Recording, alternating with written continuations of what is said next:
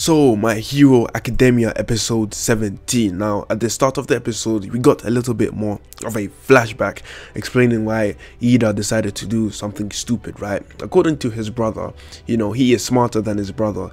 And the fact that he made such a stupid decision makes his brother even look dumber. But, we all make mistakes and we do sometimes make stupid decisions even though we know what the right ones are, okay? So, in a way, in the flashback when this was all going on, I actually decided to emphasize with Iida because think about it, his brother has been, paralyzed for the rest of his life. Until this guy dies, he is going to be sitting in a wheelchair, and until that happens, it is gonna be a very long time. Think about it, until you die you are going to be paralyzed, and that is a permanent thing on someone, and that is really serious because it is going to affect their life. And in terms of their life, it's going to affect every single thing as to how they do their things on a day-to-day basis, as well as in terms of dating and all that kind of stuff. So what Hero Killer Stain actually did was unforgivable, and it actually made me think, because sometimes if these characters make dumb decisions, it's easy to tell them that they are stupid, but then again, if you were to actually put yourself in that situation, you would understand. And sometimes you can't understand because you do not maybe have a relative, you know what I'm saying? So picture your relative being injured to that point where they cannot do anything in terms of walking, right? That would really piss you off, and you will make some of the decisions that Iida did. Keep that in mind. Iida decides to get up, right? And he uses Todoroki's ability in order to regulate his hero gear. And my question is his ability really useful in terms of battle? Because if something like this can happen, then if he gets into a heated fight, he will not be able to use his ability to the maximum extent unless he gets like a gadget to regulate his quirk for him, right? Anyways, in terms of quirks and all that kind of stuff, well, from my perspective, right, from my opinion, I don't think every single quirk is meant to be used in battle. I mean, we have the guy who uses freaking tape to fight, right? I don't think that is, qualifying enough to use that in a battle. I mean, you can use it wisely and all that kind of stuff, but if you compare it to the people who are at the top, you are not gonna fare against them for even 3 seconds, okay? I mean, look at All Might and his brute force. If someone with tape, increase their power to the point where they can match All Might, what will happen is that All Might will still clear them up anyways, because the best the person could do is restrain All Might, and that would be a victory in some kind of way. But if you look at All Might's brute power, he can actually wipe out the person who is controlling the tape before he even does it. I mean, the same goes for Todoroki. He can burn the person's tape as well as burn the person himself. So in a way, there should be a hierarchy for quirks. Since I'm new to watching this anime, I'm not really sure if there is, but there most likely is. Iida and Midoriya actually land a punch and kick on Hero Killer Stain, and they said, right now, all I need you to do is take this L. Pretty much that is what they were saying. So obviously they take out Stain, and I will say what this anime does good better than Naruto or all these other anime is that when they are fighting, they can talk and fight at the same time, and think and fight at the same time.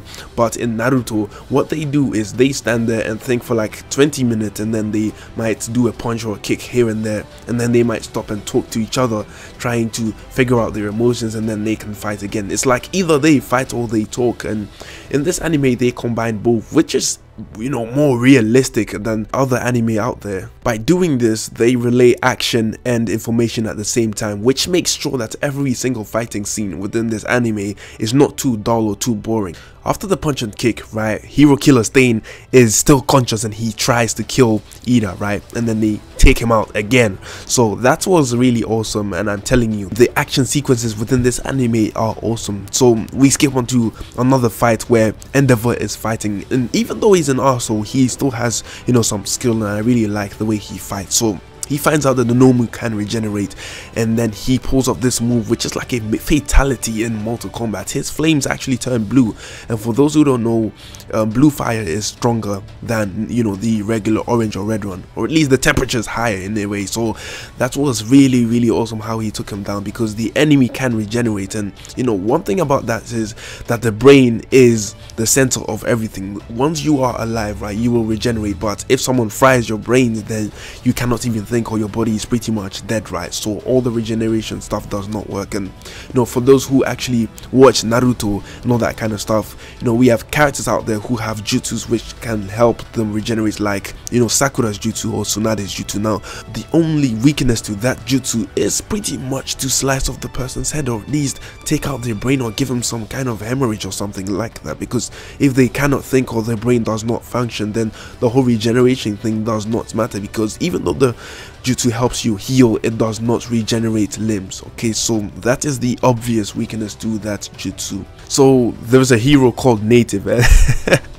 My question is, what is a Native American doing in Japan? It does not make sense. And let alone, if it's a Japanese person, why are they called Native? Maybe it makes sense that, All Might is there and he represents an American hero or something, and he is also in Japan. So obviously, since the whole story is based in Japan, they have to compensate for that by just making Japanese people represent Americans or something. Maybe Deku might be traveling to other countries to see what it's like there, and I think America will be one of the wildest places where they are going to find different heroes and stuff. I think we're gonna see even black heroes or something, I don't know, but it will be really exciting to go to other countries and see what the heroes are like there. They catch Hero Killer Stain, right? He's unconscious. Apparently he's unconscious, right? And then Gran Torino comes in and he tells Midoriya, what have you been doing? I told you to stay in the train and shit. And then what happens is Iida finally decides to apologize for being an arsehole, even though his friends are the most loyal people out there who actually helped save his life. Because of them, this guy is still alive to apologize for his mistakes. And then the most awesome scene happens. Okay, so the nomu comes in, he snatches Midoriya. For some reason, Endevouor is there, and Hero Killer Stain, he jumps and he licks the blood of one of the heroes' faces, right? The nice looking girl, right? I wonder why all these women are wearing skin tight suits. Is it just for sexual appeal or something? I don't know, but Hero Killer Stain licks the blood of her face. And I will say, there is a lot more blood in this show than there is in Dragon Ball Super, so maybe the age rating for this show is higher than Dragon Ball Super, I don't know. But Hero Killer Stain restrains the nomu, he falls down and then he kills the nomu, which was really awesome. Like, I really like this villain. He has purpose compared to the other guy, the facepalm guy, the guy with the hand in his face, right? I think he is just a waste of a villain. He's just there to be there, and he causes havoc just to cause havoc, right? I don't know his purpose and what he's trying to accomplish, or at least his character is not strong enough for you to pay attention to what he's trying to do. All he's trying to do so far is just cause havoc, just for the sake of it. And I think that the villains that are going to come up in the upcoming seasons or the upcoming episodes need to have a stronger reason as to why they are doing what they do, except for the fact that they want to be evil, or they want some money or some domination over something. I don't know, but we are tired of seeing these kind of villains. I want to see villains who actually have purpose. After Hero Killer Stain takes down the normal, he turns around and gives this awesome speech about how someone must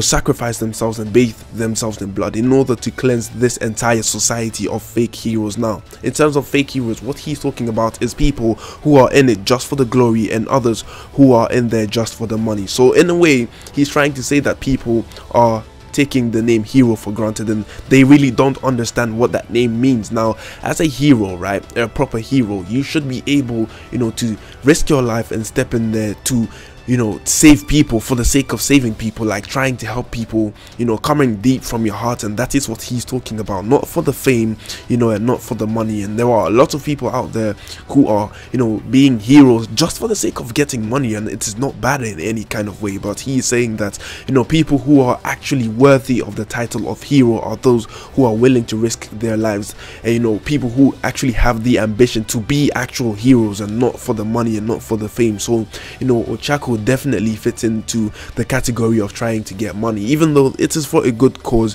And being a hero means also saving people, and she's doing it to save her parents. And then we have Endevouor, who's in there, I think, for the fame and all that kind of stuff, because he is going to do anything to get to #1. And since he failed, he has done some horrible deeds to get to #1 by letting his kid do it. So there's a phrase where they say something that the parents cannot accomplish, their child will. Okay, so that is definitely what Endevouor is doing, and he fits in this category. And to some extent I do agree with Hero Killer saying that, you know, even though it is just a job there, it really pretty much makes the police redundant, because, you know, it is the police job in real life to take care of criminals as well as, you know, secure the safety of people around the city. And with heroes doing this, there is pretty much no role for all these police except, you know, the ambulance service and all that kind of stuff. But yeah, this episode was really exciting. And when Hero Killer's thing was giving his speech, he actually, you know, I don't know whether he was using his quirk or not, but people can actually feel the pressure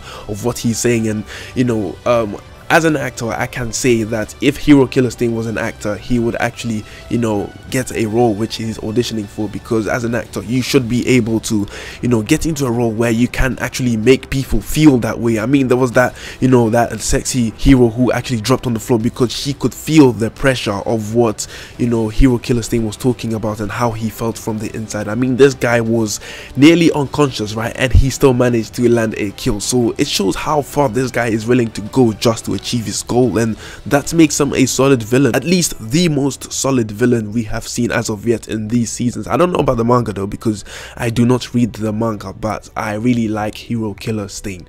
So obviously that concludes my, you know, episode review, and I've had some comments in my previous review about me not understanding the premise of My Hero Academia, but then again, you know, what I'm saying still makes sense. I mean, if you are to reveal your identity to someone, or say for example you took down the big boss in Italy, right, who is dealing drugs, right, the head, you know, the boss of the mafia, right, and you know what happens is that the person is down, meaning that all the people who he was supplying with money now have to find another path, you know, to get money. And since you are the person who did this to them, they will come after you. So maybe you might be sitting there in your house, you know, reading, you know, newspapers or something, taking a shit in the toilet, and then you will get ganged upon when you are trying to handle your business. So it's like, you know, hiding your identity, there is a purpose for that, and not doing that within this series, because everyone does not, you know, it's not a valid reason to say, yeah, you know, I'm not gonna hide my identity and risk my, you know, my safety because everyone else is risking their safety. It is kind of stupid. And you know, even in Marvel movies and DC